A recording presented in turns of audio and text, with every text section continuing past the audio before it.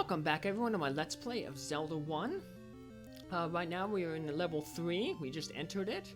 We're going to see a little bit of upgrade in difficulty here. We want to have the white sword definitely for this dungeon because these enemies right here, these Zols, if we hit them with a sword, the wooden sword, they turn into two gels. And the gels are those little Hershey Kiss-like enemies that we saw in level 1. And when you defeat, if you defeat them like that, splitting them into gels, they always will respawn. So, level 3 also introduces us to the Dark Nut enemies here. They can only be hit from the top or their sides. They carry a shield, like how Link does, so if you try to hit them from the front, where their shield is, it just will block the attack. We also get introduced to bubbles in this dungeon. Bubbles, right now, well, these initial bubbles, if they hit you, they basically prevent you from swinging your sword for a few seconds, so they're kind of annoying. Luckily, it's only temporary. You'll get the sword back. In the second quest, there's actually going to be bubbles that can permanently take away your sword unless you reach a certain condition, but we'll talk about that when we get to it. But for now, all the bubbles in the first quest, they're only going to take your sword away temporarily, so. They don't take away your other items, though, so if you have bombs or arrows or something, you can still use them to damage enemies, so.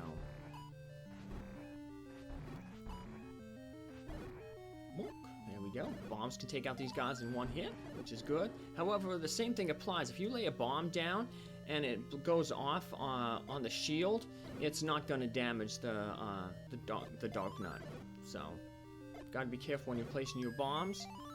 And it also depends on how you when you place the bomb. So if you place a bomb in the front and a Dark Nut is walking toward it, even if it walks over the bomb and the bomb blows up and the blast hits him on the back, the game looks at where the shield was when you initially dropped the bomb. So that's why if you're wondering, like, hey, I dropped the bomb and it blew up behind the Dark Nut, didn't take any damage. Probably because when you dropped the bomb initially, the Dark Nut's shield was facing where the bomb was, so that's how the game remembers. So I'm gonna swing around here. Boomerang can take out most of these stuns enemies, but some of the small enemies like bats and the gels, they can be taken out with the boomerang. So take out some more of these Zols. Get a little key. And we don't have to head up this way, but like I said, I'm showing off all the dungeons. And this goes back to another puzzle. We defeated all the enemies in the room. Door didn't unlock. Have to push one of the blocks. There we go. This guy, if you haven't gotten the white sword yet, he gives you a clue about where the white sword is. So, on top of the waterfall, remember we went to that lady, she gave some clues in the waterfall. Yep, above her was where the lake was. That's where the old man had the sword. Just take out these Keese enemies. We're going to run into some new enemies in the next dungeon, Vyres. And they're similar to the Zols in that if you hit them with the sword, in this case, a sword weaker than the magical sword, which will include our white sword, they'll split into two of the Keeses. So we don't have much more of the dungeon to go. We only have 3 more rooms to go. So the room to the south is where we kind of met those Dark Nuts. We got the map here, and this is the, it's not a swastika, it's a manji, which is a Buddhist symbol for harmony, balance. So, yeah, the swastika faces the other way, so. But take out Manhandler there, who's kind of a scary boss. He's just like a big man-eating plant. He has 4 heads. Best way to take him out is with bombs. But as he loses heads, he gets progressively faster. I guess he gets madder because you're blowing off his heads. So, well, that is level 3, and we've started our second row of hearts. So, we left one enemy alive there, so when we came back to this area, there was only one enemy. So, take out some of these guys. This is the Lost Woods. It's kind of the dead woods, I guess I call it, because the trees look like they're very unhealthy. They're brown and going through like the fall, where they start the leaves start dying, changing colors. So sometimes I refer to it as the lost woods or the dead woods or the brown forest. I'm just always referring to that place. And then the green forest is the one where we found level 2. So, yeah, alright. So, we got a few of these enemies here. We got a shop here off to the left. We'll go into it. But it's a common shop. We're not going to need anything from it. Everything we can get off of common shops we've already gotten. So the only other shop we want to visit is going to be the one up here to the north. And this shop is the one that holds a really important item, the blue ring. But you know, it's such a quality item, it's going to cost a lot. So this guy also sells the enemy bait, that meat over there on the right. We'll need that to get through one puzzle in a future dungeon, but the meat's main use is you can put it on the ground and certain enemies will be drawn toward the meat, so they'll congregate around the meat. So a good way to, you know, maybe defeat a bunch of enemies is, you know, lay a piece of meat down on the ground. When the enemies all come toward it, put a bomb there, takes them all out in one go. More bestial type enemies are more attracted to the meat than other type of enemies. So like these moblins, they kind of like going toward meat. So keep this fairy pond in mind. Usually when you go to a pond like this, there's a fairy in it, but for some reason this one doesn't. That's a clue for later on. Other enemies, like there's these Lionel, like lion enemies, they're attracted to the meat. So Octoroks are attracted to the meat. Yeah, so if you're kind of like a more animalistic enemies are more likely to want to eat the meat than others. Let's pick up some more money. And now this is the screen that gives the Lost Woods its title. We're going to have a repeating screen here. There's a certain way through this maze, but if we go to the north, to the south, to the west, the screen just repeats. So, yeah, so how are we going to get out of here? Well, if you go out to the east, you'll get out to this area here, and you can leave the Lost Woods. There is a pathway to get through the Lost Woods, and we'll eventually take that path. But we're going to find the lady who gives us the clue through the Lost Woods, but she's going to cost money. She's the other secret lady. I kind of referenced her a little bit earlier when I talked about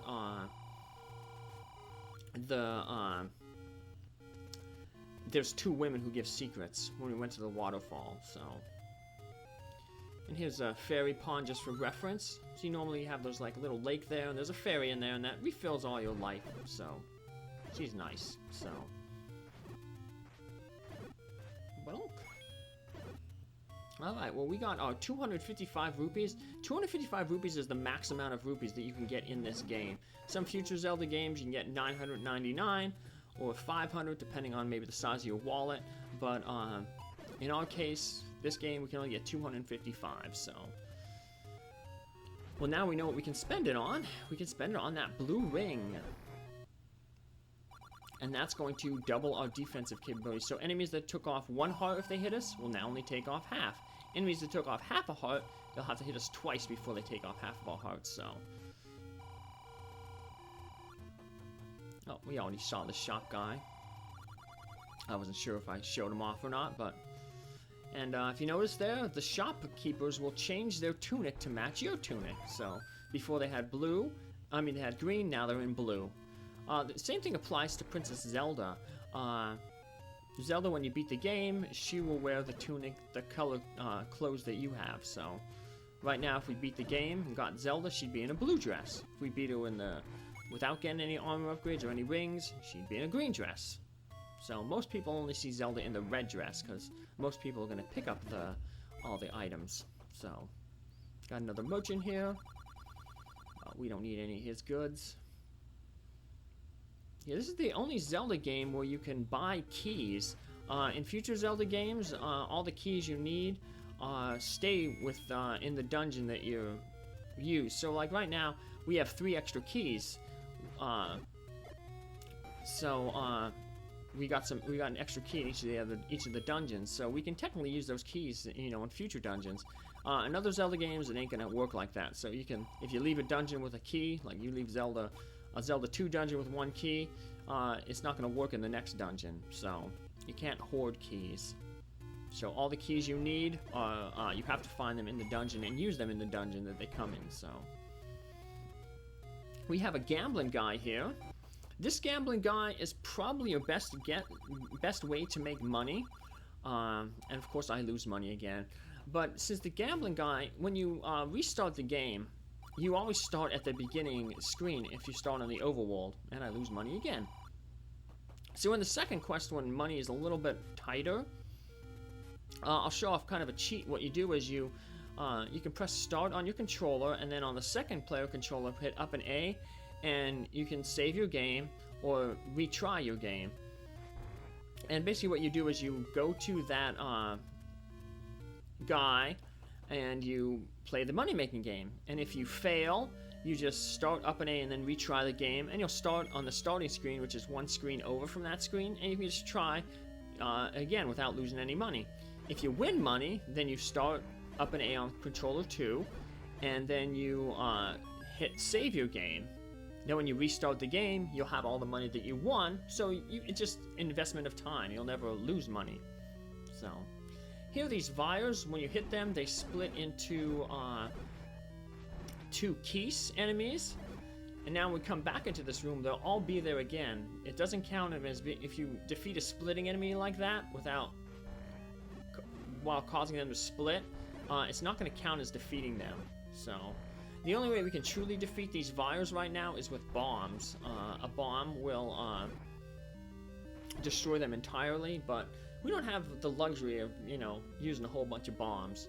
The max amount of bombs we can carry in the game is 16. We initially start off with 8, and in 2 of the dungeons, you can buy a bomb bag upgrade for 100 rupees.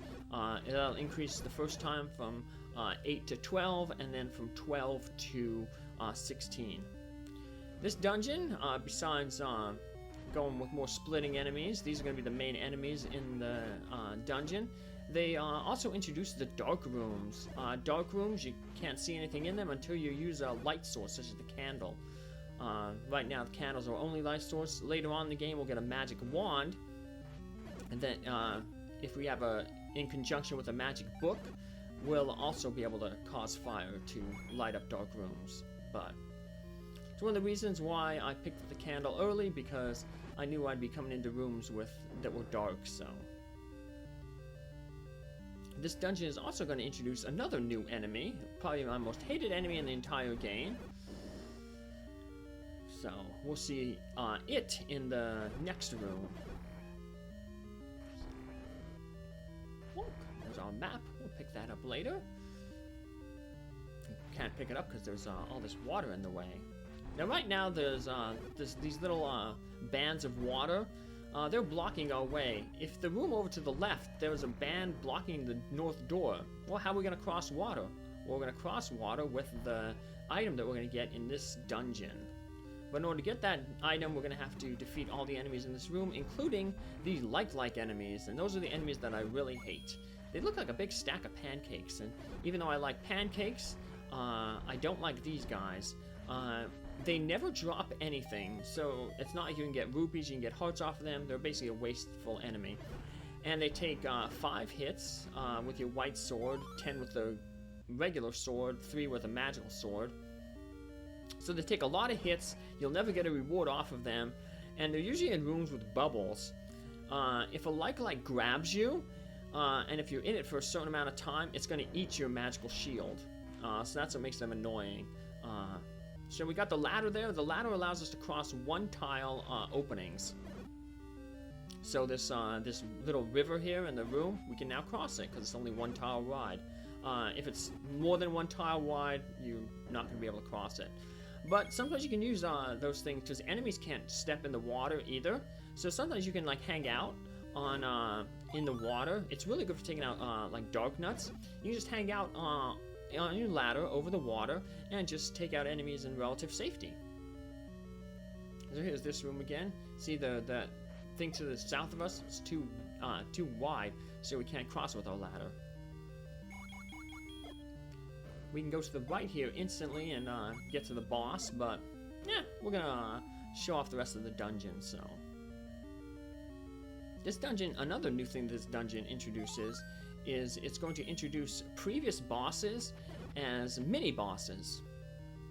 So in our last dungeon we had Manhandler as the boss of the dungeon. Well, now he's been he's got a little bit of a he's been degraded, I guess because of his poor performance in guarding the piece of Triforce.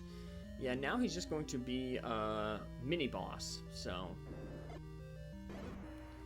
And in the first quest, the only ones who become mini-bosses are Manhandler, Dodongos, Digdoggers, and Gomas. So walk into the waterfall, another clue about that we can get some clues in the waterfall. Key here.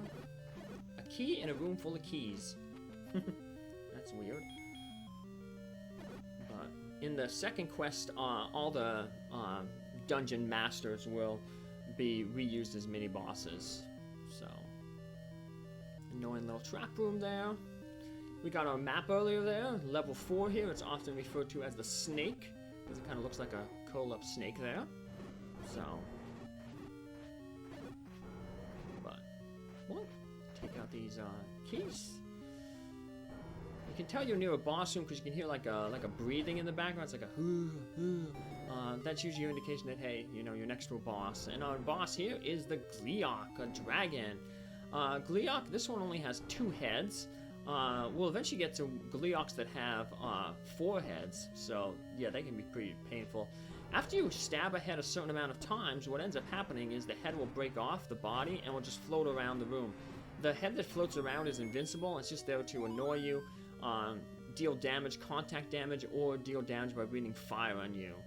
Surprisingly, monster bosses, their magic projectiles can't be blocked by your shield. So even though we can block like fireballs from regular enemies like the Zors, those fishmen on the overworld, or statues in the dungeons, the fireball shot from boss monsters can't be blocked. So we'll just take care of this P-hat and end our episode right here. So join me next time where we head off to level 5. Take care. Bye.